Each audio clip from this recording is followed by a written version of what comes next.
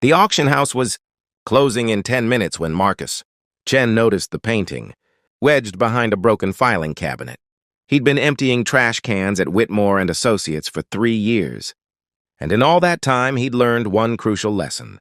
Rich people throw away more than poor people could ever dream of keeping. But this wasn't trash. Not exactly. The canvas was small, no bigger than a placemat, its frame chipped and dusty. Marcus pulled it free, careful not to tear the yellowed paper taped to the back. In the dim light of the storage room, he could make out a woman's face, painted in bold, confident strokes. She looked young, maybe mid-20s, with dark hair pulled back and eyes that seemed to follow him across the room. There was something about her expression, a mixture of hope and sadness, that made Marcus's chest tighten. He glanced at his watch. 9:47 p.m. His daughter, Lily, would be waiting at Mrs. Patterson's apartment, probably already in her pajamas, clutching that stuffed elephant she'd had since she was 2. At 8 years old, Lily was becoming more curious about the mother she'd never known, the woman who'd died in childbirth, taking with her all the stories Marcus would never be able to tell. Marcus studied the painting again. Something nagged at him, a whisper of recognition he couldn't quite place. He flipped it over. The tape had loosened over the years, and beneath it, he found a small card in elegant handwriting. Self-portrait. 2015, Sarah Chen? The world stopped. Marcus's hands began to shake. Sarah Chen. His wife. But that was impossible. Sarah had never painted. She'd been a nurse working double shifts at County General, dreaming of the day they'd have enough saved for a real house with a backyard. She'd died before Lily ever took her first breath.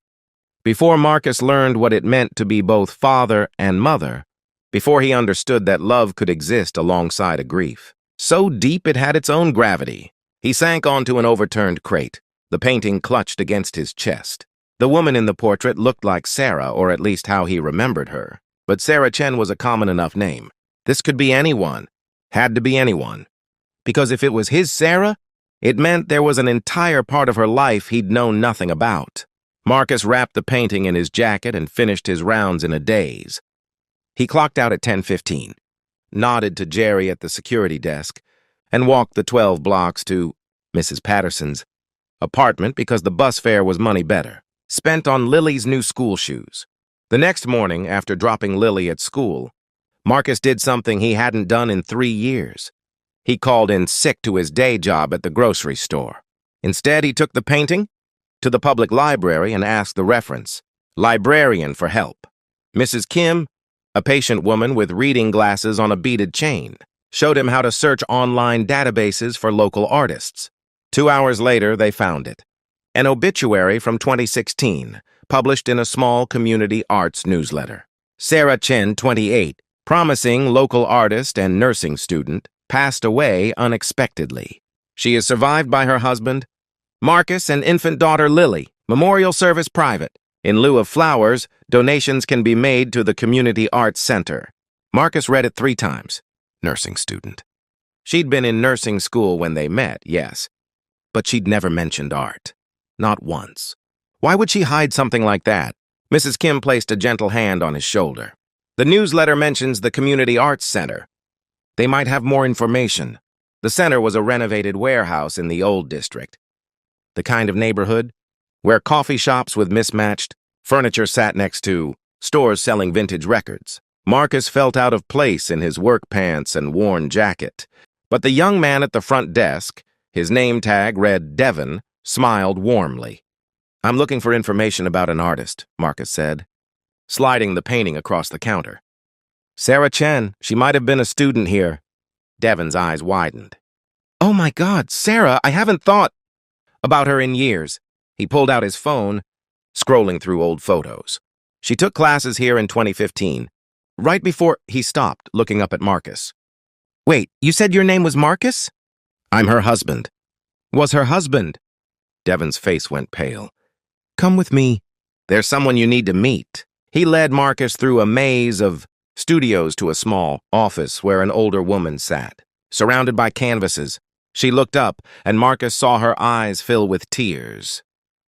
You're Marcus, she whispered. You have her eyes. I mean, your daughter must have her eyes." She stood, extending a shaking hand.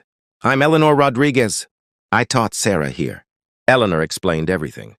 Sarah had enrolled in painting classes 6 months before Lily was born, coming twice a week after her nursing shifts. She'd told no one about it, not even Marcus, because she wanted to surprise him. She was planning to paint a mural in the baby's room, a garden full of animals and flowers. But the classes became more than that. They became Sarah's sanctuary, a place where she could be more than a future mother, more than an overworked student. She could just be herself. She was talented, Eleanor said, pulling out a portfolio. Really talented. She talked about you constantly. How you worked 2 jobs so she could finish school. How you'd rub her feet every night even though you'd been on your feet all day. She was painting a collection for you, Marcus. She called it The Things We Build Together.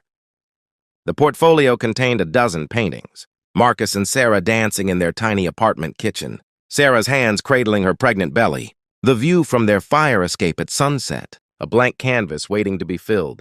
The future they'd planned. She finished that self-portrait the week before. "Lily was born," Eleanor continued. "She was so excited to show you everything.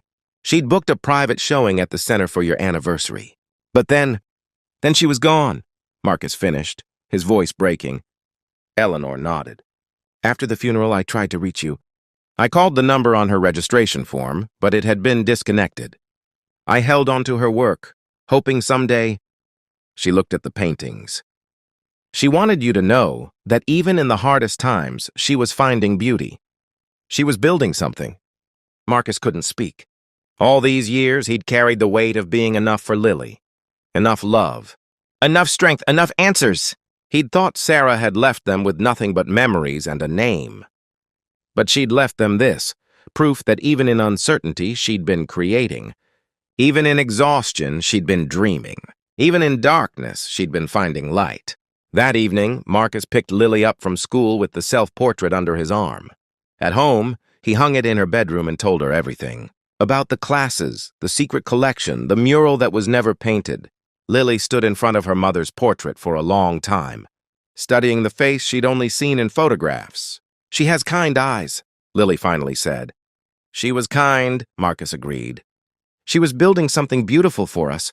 The next week, Eleanor invited them to the Community Arts Center. She'd organized a small exhibition of Sarah's work. The Things We Build Together, finally shown to the world. Marcus stood in the gallery with Lily's hand in his, surrounded by strangers, who studied his wife's paintings and saw what he'd always known. Sarah Chen had been extraordinary. A young couple stopped in front of the self-portrait. "There's so much hope in her face," the woman said, like she knew something wonderful was coming. Marcus squeezed Lily's hand. Something wonderful had come. It was standing right beside him, growing taller every day, asking questions about the world and the mother who'd painted beauty into darkness. That night, after Lily fell asleep, Marcus sat in front of Sarah's paintings and understood the gift she'd left them. Not just art, but evidence. Evidence that love doesn't have to be loud to be profound. That people contain infinite mysteries even when you think you know them completely. That the things we build, whether they're families or futures, or small acts of creation and stolen moments, outlast us. In the morning, Marcus returned to his janitor job at the auction house. But now, when he emptied trash cans and swept floors, he looked a little more carefully at what people left behind. Because sometimes, wedged between the forgotten and the discarded, there are entire worlds waiting to be discovered. Sometimes, a single painting can rewrite everything you thought you knew about love, loss, and the beautiful things people build in the spaces between their struggles. And sometimes, a father and daughter can find the mother they thought they'd lost, not in memories, but in the brave, hopeful brushstrokes she'd left behind, a map back to who she'd been, and forward to who they'd become.